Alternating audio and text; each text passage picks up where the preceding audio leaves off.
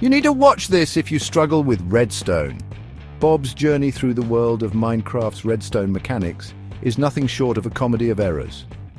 From the very beginning, Bob had high hopes and dreams of creating intricate contraptions and automated systems. Little did he know his adventure would be filled with frustration, confusion, and a series of unfortunate events that would leave him questioning his life choices. So, grab some popcorn and get ready to witness the ultimate Redstone fails that will make you feel better about your own Minecraft mishaps. Bob's got it worse. Trust me, if you think you've had bad days in Minecraft, Bob's experiences will make you feel like a pro. His journey began with the simplest of tasks, yet somehow everything that could go wrong did go wrong. From misplacing redstone dust to accidentally triggering TNT explosions, Bob's misadventures are a testament to the unpredictable nature of Minecraft's redstone mechanics. Bob, fresh from an Ender Dragon fail, thought, why not try engineering? After a disastrous attempt at defeating the Ender Dragon, Bob decided to shift his focus to something he thought would be less challenging. Little did he know, the world of redstone engineering would prove to be an even greater challenge. With a newfound determination, Bob set out to master the art of redstone, but his journey was anything but smooth. Enter the redstone door. Bob's first major project was a simple redstone door, or so he thought. What should have been a straightforward task quickly turned into a nightmare. He spent hours placing and replacing redstone dust, levers and buttons, trying to get the door to function properly, but no matter what he did, the door refused to cooperate. It was as if the game itself was mocking him. He placed dust, 47 levers, 32 buttons, and a minecart. Nothing. Cue TNT. In a fit of frustration, Bob decided to take a break and try a different approach. He thought maybe adding more components would solve the problem. So he placed 47 levers, 32 buttons, and even a minecart, hoping that one of these would finally make the door work. But alas, nothing happened. In a moment of desperation, Bob accidentally triggered a TNT explosion, destroying all his hard work. It was a devastating blow, but Bob was not one to give up easily.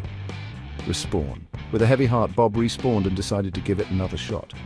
He was determined to conquer the redstone door, no matter how many times he had to start over. But little did he know, this was just the beginning of his redstone woes. Day 5. Bob's fully automated wheat farm. After the redstone door debacle, Bob decided to try something different. He thought an automated wheat farm would be a simpler project. With renewed enthusiasm, he set out to create a farm that would harvest wheat with the push of a button. He spent days gathering resources, building the farm and setting up the redstone circuitry. Finally, on day 5, the farm was complete, or so he thought. Pressed the button. Nothing. With great anticipation, Bob pressed the button to activate the farm.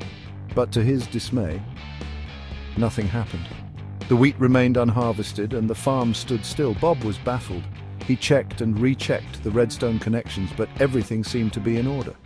Frustration began to set in as he realized that his automated farm was not so automated after all. Pressed it 50 times. Flooded his base. In a desperate attempt to get the farm working, Bob pressed the button repeatedly, hoping that it would somehow fix the problem. But instead of harvesting wheat, the repeated button presses triggered a series of unintended consequences. Water began to flood his base, turning his once organized farm into a chaotic mess. Bob watched in horror as his hard work was washed away. Greg the pig survived. Bob didn't. Respawn. Amidst the chaos, Bob noticed that his pet pig, Greg, had somehow survived the flood. It was a small consolation in an otherwise disastrous situation. Bob, on the other hand, was not so lucky. He drowned in the flood and had to respawn once again. It was a humbling experience, but Bob was determined to keep going. Day 10, TNT minecart trap. Undeterred by his previous failures, Bob decided to try his hand at creating a TNT minecart trap. He thought it would be a fun and effective way to protect his base from intruders. He carefully set up the trap, placing TNT minecarts in strategic locations. It was a risky endeavor, but Bob was confident that it would work. Forgot where he placed it. In his excitement, Bob forgot to mark the locations of the TNT minecarts. Days later, when he was going about his usual activities, he accidentally triggered one of the traps. The resulting explosion was catastrophic, destroying a large portion of his base and sending Bob back to the respawn screen. It was a harsh reminder of the importance of careful planning and organization. Respawn. Once again, Bob found himself respawning and surveying the damage. His base was in ruins, and his confidence was shaken. But Bob was nothing if not persistent.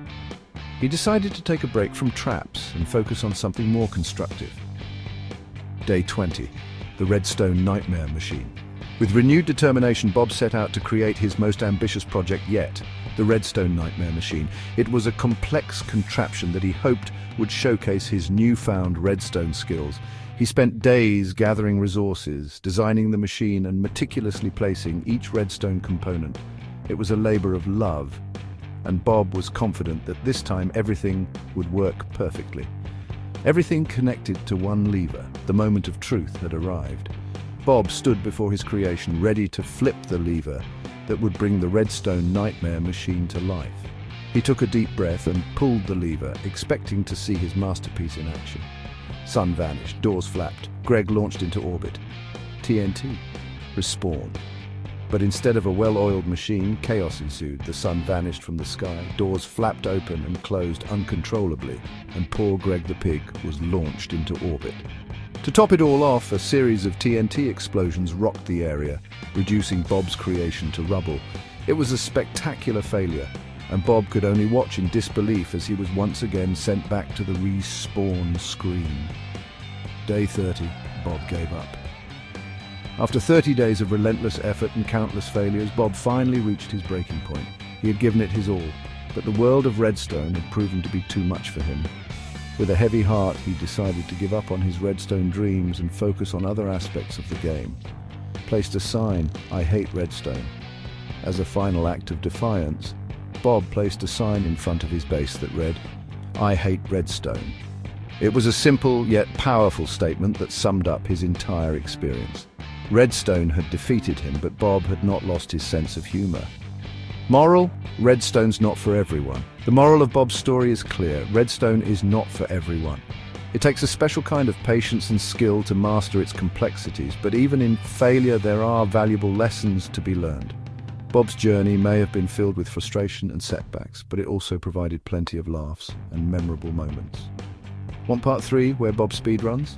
Like and subscribe if you enjoyed watching Bob's Redstone fails and want to see more of his adventures. Be sure to like and subscribe.